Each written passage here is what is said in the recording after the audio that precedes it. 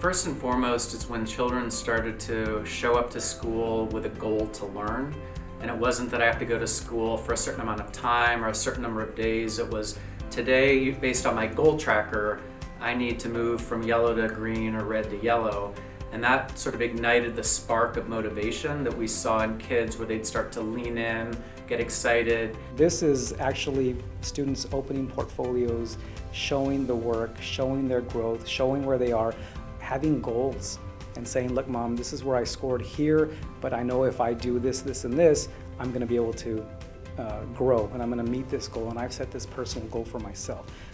And as they thought differently about goal setting and building agency in children, by the end of the year, really a couple of different data points spoke to their success. One was our state test.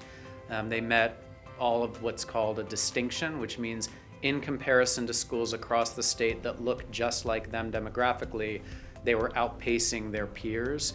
And it was in every single one of the areas that they could, which was, as I understand it, the first in their school's history. Some of the biggest successes that we've seen is when we first started and looking at those teachers that were implementing versus those that weren't.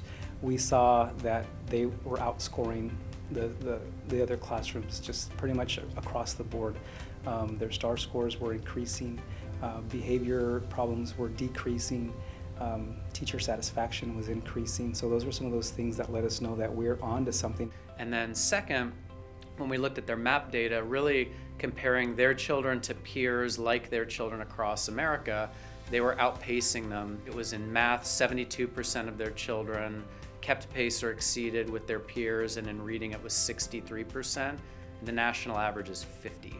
So they were really doing better than really not just their peers in the district, but really across the country.